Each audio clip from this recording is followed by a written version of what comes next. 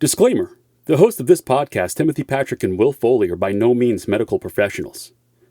However, having lived experience with mental illness themselves, they have gained useful perspectives on common mental health issues that some of us struggle to overcome on a daily basis. By sharing their stories, they hope to create connection. By creating connection, they hope to help you find your purpose. And through purpose, we can all begin to build the foundation for positive mental health. This is Above Ground Podcast. Are you ready to lace up your boots, throw up your horns, and jump into the pit? Then let's stomp the stigmas of mental illness. It's time for Above Ground Podcast. Now, Will Foley and Timothy Patrick. Hey, what is up, everyone? Welcome to episode 93 of Above Ground Podcast. Above Ground Podcast, because you can't serve below.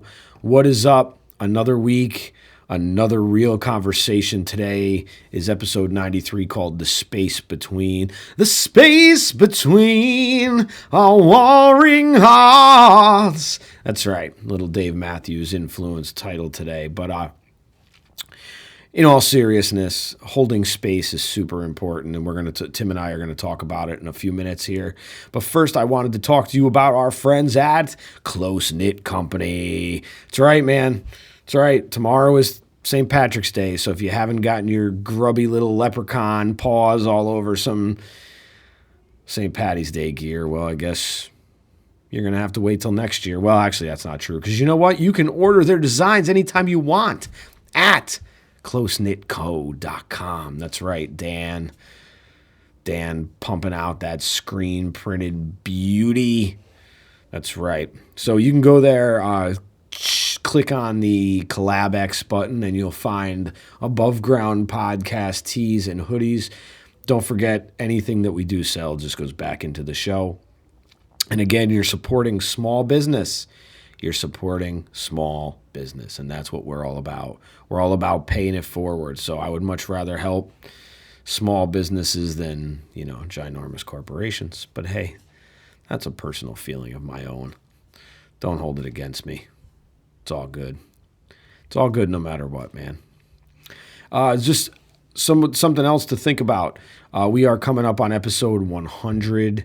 It's amazing to think that we've put almost 100 of these episodes together over the last year and a half, almost 2 years. It'll be 2 years in June.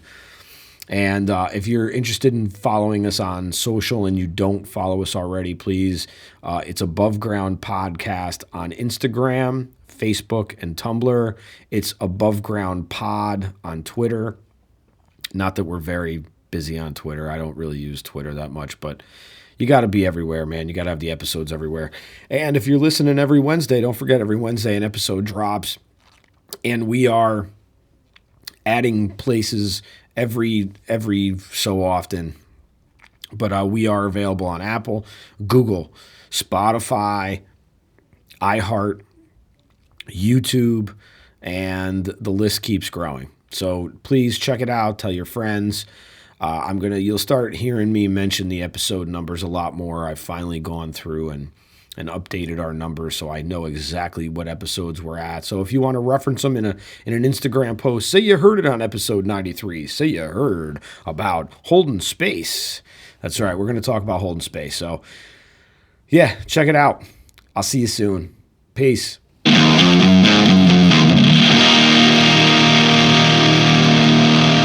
What is up, everyone? Welcome to Above Ground Podcast. Above Ground Podcast, because you can't serve below. You know who that is? That's TPP. You down with TPP? Yeah, you know me. Ooh, boy. What's up, Willie? What's going on, Timmy? Timmy. What's up, buddy? Not much at all. Just, doing our thing. Doing our thing and talking about holding space this week. Holding space. I never realized.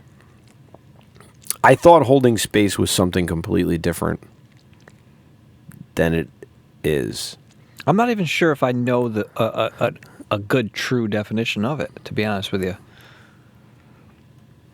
Like, I know what I think it is, but I could be wrong. Well, what do you think it is?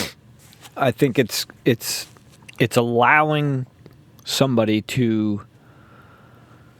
I'm going to just say it's not always directed at. I'm just going to say grief, but I'm just using this as a situation. It's allowing somebody to grieve the way they need to grieve. It's giving them the opportunity to, whether they want to sit and talk, whether they want to sit and be quiet, whether they want to be left alone, whether they want to ride a roller coaster.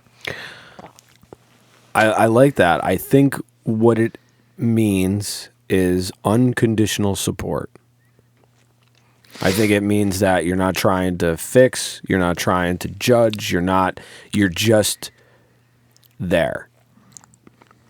Why do we have to talk about these things that are so complex? They're so convoluted. There's so much to this stuff.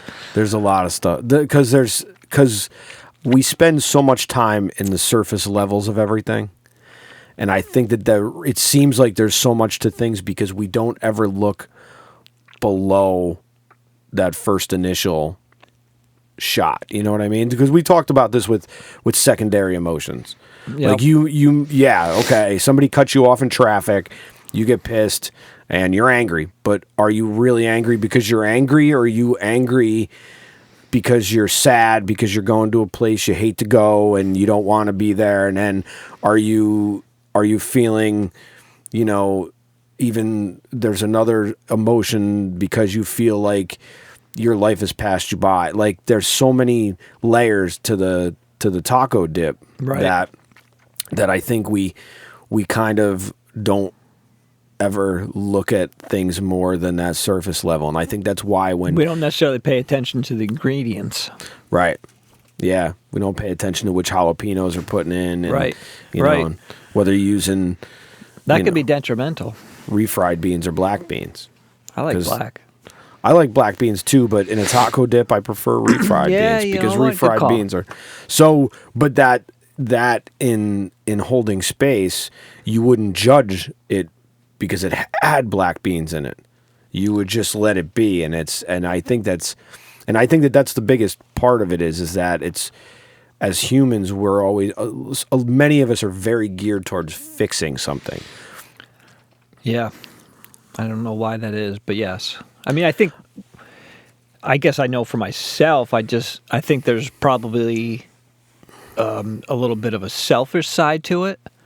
I want to feel a little bit of worth and like I can contribute, and I think for me, like being able to help you and you're like, holy cow, yeah, and I can see you're like having almost an aha moment, you smile, it like makes me happy.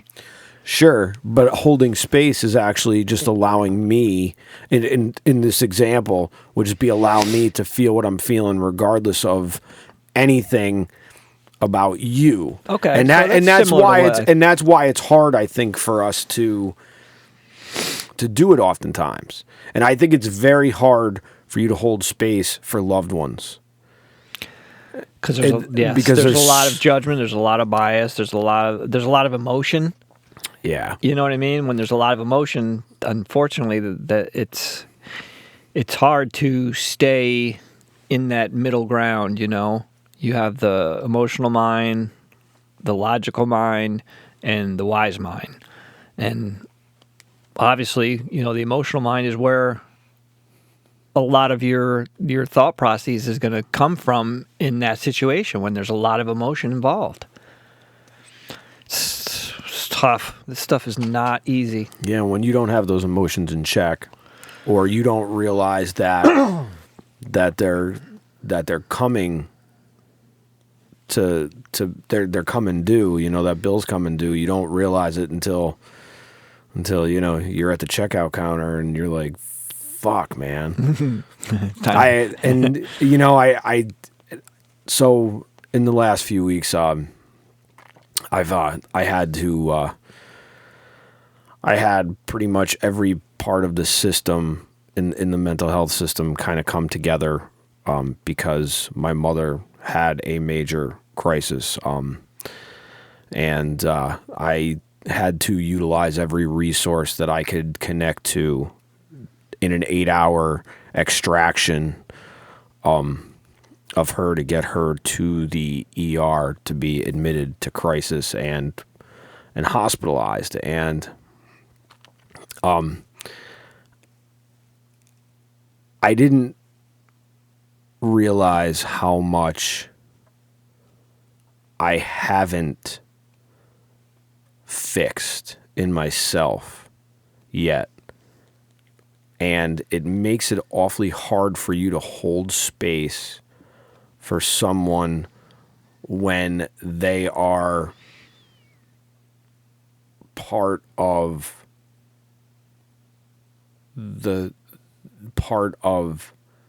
what it is you're trying to fix in yourself. I will say, let me interrupt you for a second. I will say that, just that you recognize that is pretty big, though. Like that you're able to go, geez, I don't know exactly specifically if something triggered a certain emotion and you were like, oh, I'm mad, and then maybe thought to yourself, this shouldn't make me mad because I'm trying to, but it's like you're there. I mean, you're recognizing it is that's big, I think.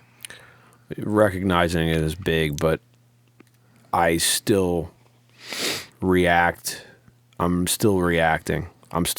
This happened at the time we're recording this. This only happened within the last 5 days, and I'm still processing some of what has happened. And I have to give a big shout out to Northern Rivers, the Northern Rivers Mobile Crisis Unit, because Nicole and Peter and I would not have gotten through that without them, because they were like the last resource that I had that I could call. And they were with me for almost 3 hours of this ordeal, which lasted about 8.5 or so.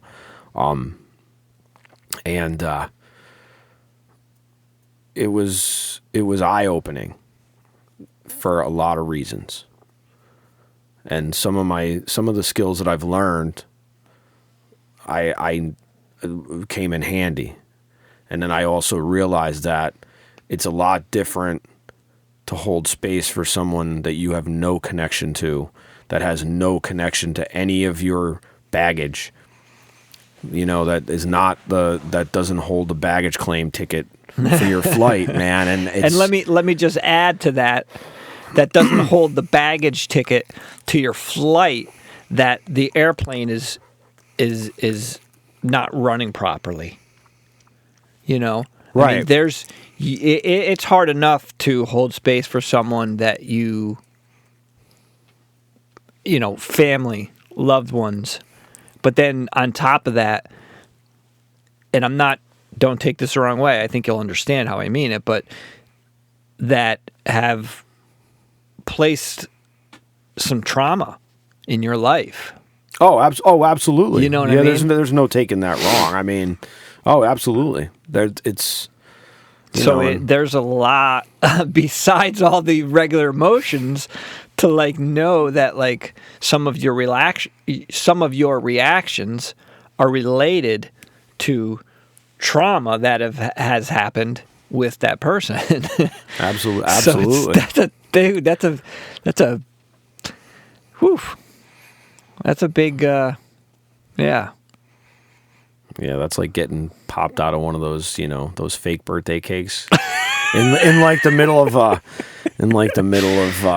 a war. Like you think you're going to a really cool party, but then all of a sudden, Damn, you got some good analogies tonight. Well, yeah, I don't know if that was really a good analogy, but oh man, it's like your birthday cake landed in the middle of a motocross track, and you're expecting to pop out and see all these people, but all of a sudden you got a motorcycle jumping over your head, and you're like, "What the hell just happened?" Yeah. I can imagine that's what it would be similar to, and then trying to, on top of using your skills to manage your own emotions, and then on top of that, dealing with that situation as a single entity by itself.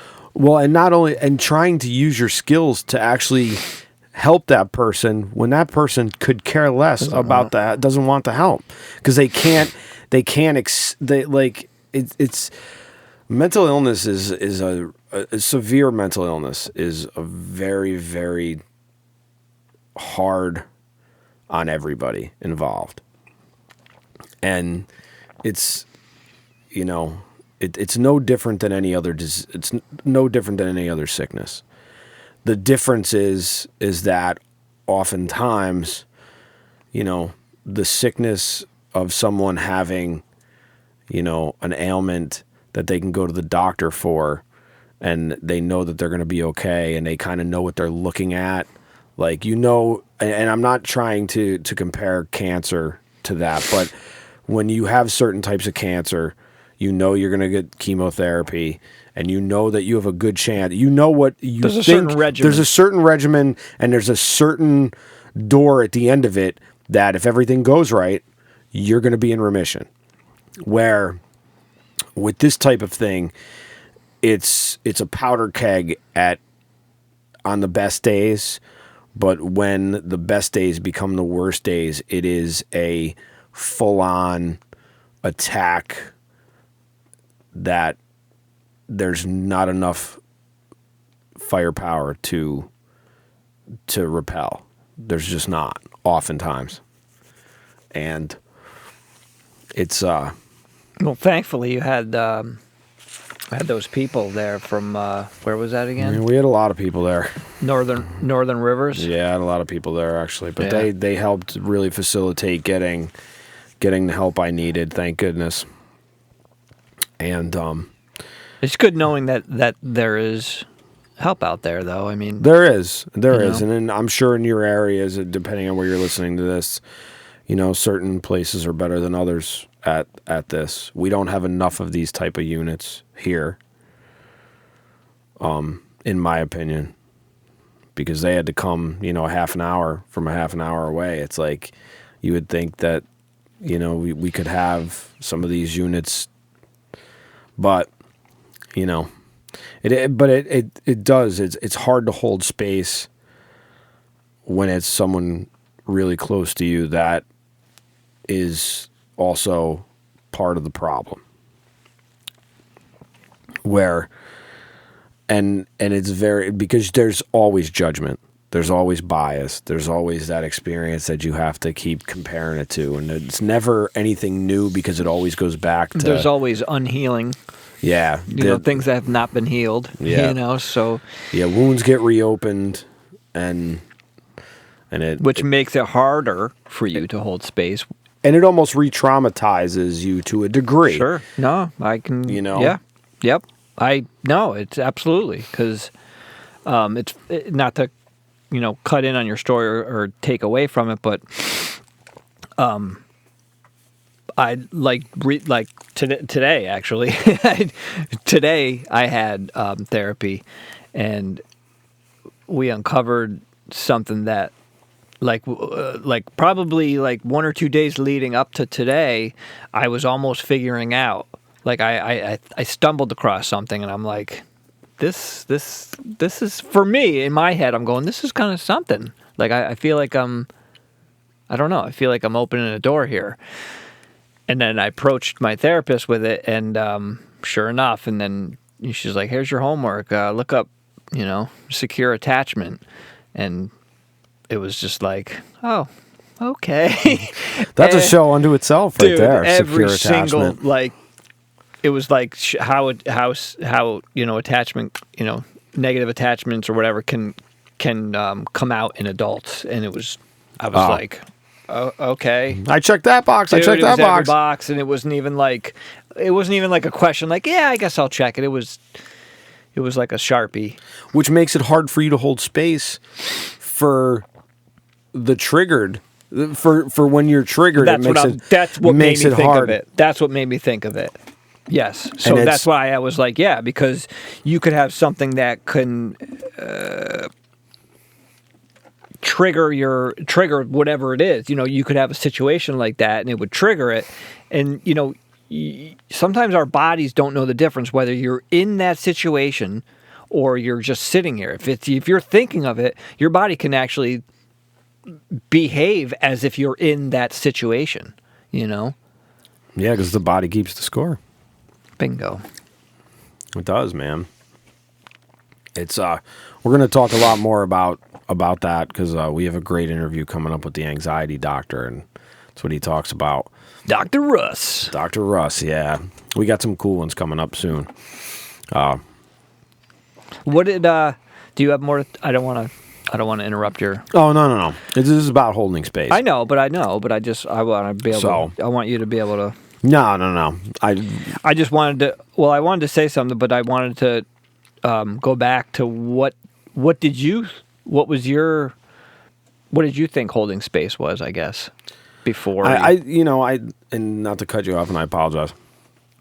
I thought holding space was just being able to kind of what we do, but the fixing part of it and that was where I kind of lost it a little bit because right. because I know in that situation I feel like immediately my mind goes to that, like, okay, how can I help? What can I do to fix this? Right, or the idea that you need to compare yourself and be like, well, I get where you're coming at. So I think that's a barrier to holding space is when you do that comparison stuff to the other person, where you compare war stories, so to speak. You know what I mean? Right. Yeah, no, I agree. It's tough. I think holding space for someone, it's like kind of like what you said. You're willing. I think you nailed it without knowing an exact definition, but it's unconditional support. It's that willingness to walk beside somebody, another person, in whatever journey that they're on, and through that, you try not to fix them. You try not to judge them. You don't make them feel inadequate. The slew of those things that can come along with it, so that's. It's you putting together a nice little container for someone who is struggling with like we just talked about, unresolved trauma or grief, and grief is a huge one because grief doesn't have a direct path, and there's no definite end. There's no definite cutoff points. I agree with you 100% on that. There is no definite end for sure. I think, and I will say this, and I think it's harder to hold space sometimes for people with depression, because oftentimes people who are depressed often revert back to their depressive feelings. So it's hard sometimes for people to sit there and constantly hear the same things over and over again. Right. Which is a barrier to holding space for people. Oof. Yeah, you know what I mean? So, again, you know what I mean? This stuff is so convoluted that I don't necessarily think it's convoluted. I think it's just there's like a big playing field when it comes to a lot of this stuff, and a lot of it is so interrelated that you can't have one part of it without the other part of it necessarily. I think I won't disagree with that for sure. Sometimes I think we hold space for people while actually they're holding space for another. Sure. And I think we've actually talked somewhat about this, like in a connection wise. It's like as humans, I think, we can get strength from you. You know what I mean? Like I can lean on you in a time that is troubling, and you can lean on me. You know what I mean? That's how we gain strength and resiliency, I think. Yeah, I definitely think that there's a resilience to be built by holding space for someone else. Yeah, Absolutely. I mean, now that we're diving into this pot, absolutely. Yeah. I mean, it's weird because on paper, if I were to just look at it and someone were like, here, you got to fix this or just hold space, I'd be like, hold space. That seems a lot easy. But like for some reason, we gravitate towards fixing. Right, because fixing has a definite... We think that fixing has a definite endpoint.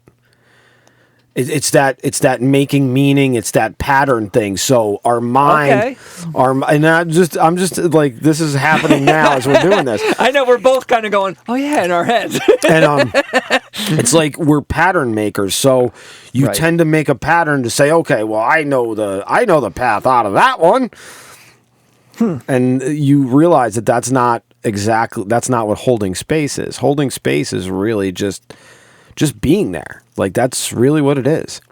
It's being there with no need to have resolution. You know what I think also maybe? No, I think definitely. I think for me, I think that, it involves vulnerability. Oh, absolutely. It takes a very vulnerable person to hold space. And then, so being vulnerable, you're sitting in emotions and feeling. So it's, what person nowadays likes to, or will actually, go to that spot where they're going to be vulnerable and feel emotions. Usually we hide from that stuff, right? Yeah. You know what I mean? Yeah, Usually absolutely. we close the door on it and go, no, you stay in there, emotion, because I don't want to feel you because it makes me uncomfortable. That's right. And we don't like feeling uncomfortable. Right. So that's probably why. And holding space can make you feel really uncomfortable. Real uncomfortable. Because vulnerability, I mean, for me, vulnerability for me is tough. Super hard for me.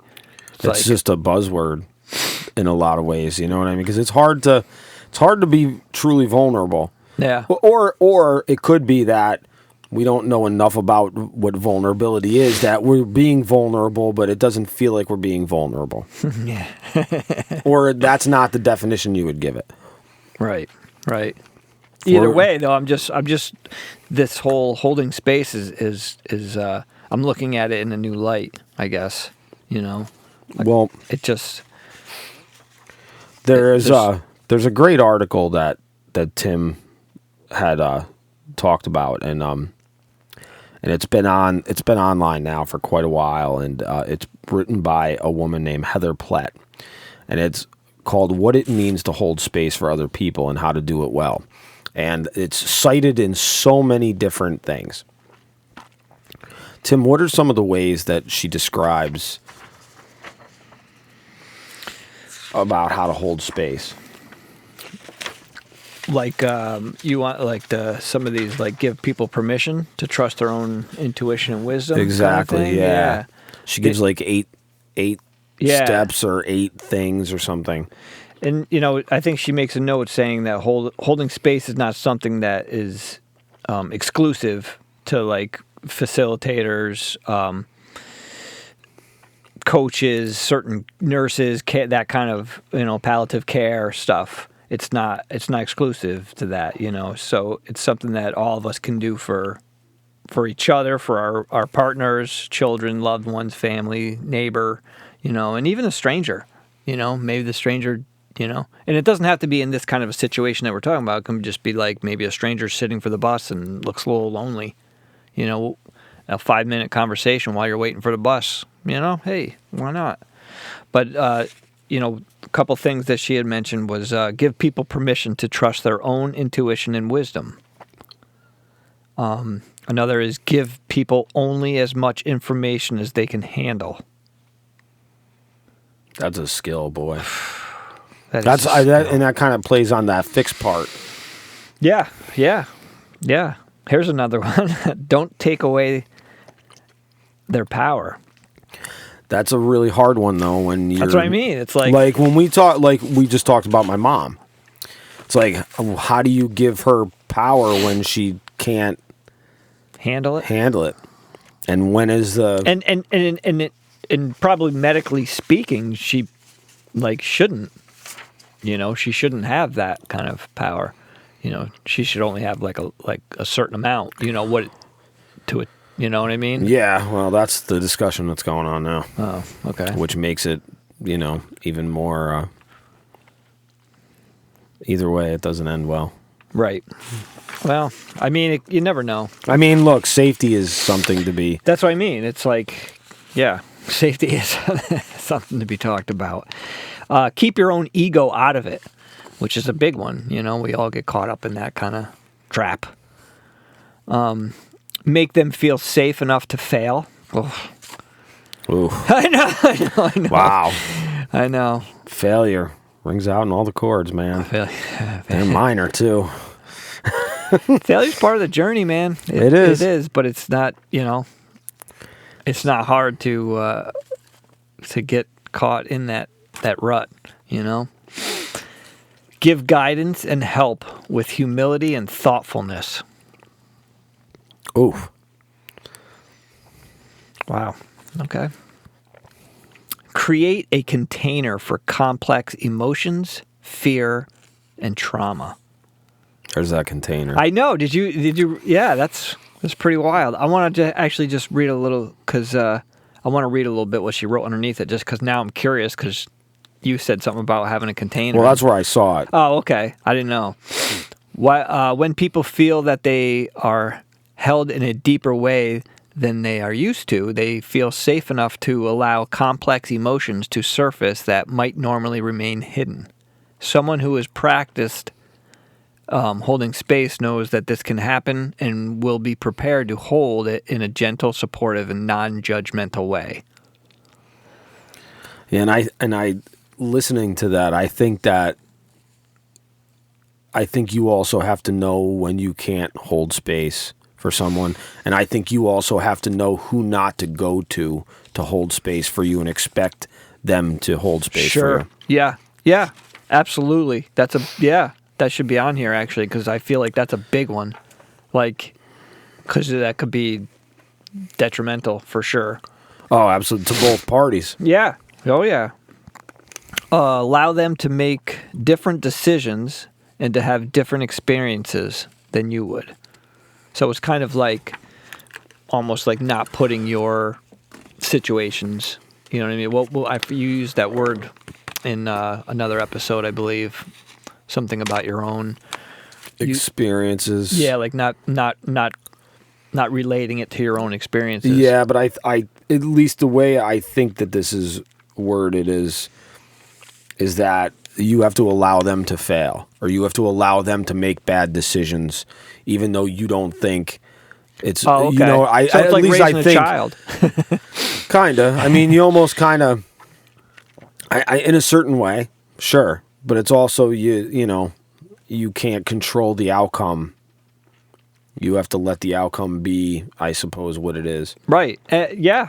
And yes, and know the difference of when and let go, be right. able to let go and accept the difference if it comes. You know what I mean? So yeah, which I think is that one skill alone. If you could do that a lot, you'd be so much better off in life. But yeah, of course. But we can only. But we're mere. We're mortals. Lifelong learners, is what we are, and you know what I mean. We're doing the best that we can do. And we've tried to hold space for others in the past, and maybe we had a different definition of it. But I think we did it in with good intention, with open hearts, and we did the best that we could. And I would like to think that someone that you are trying to hold space for could recognize that, maybe not in the moment, but maybe in the aftermath realize that you were there and you were there to help. Yeah, maybe. I don't. It depends on the relationship. And I think you get into some, like I said, I think that there's a fine line for who you can hold space for and who you shouldn't hold space for. Because it's awfully hard to get by that bias of your experience, of your perceptions, and I think it can be, again, detrimental to both parties. But it's awfully hard to recognize that when you're in the middle of it, though.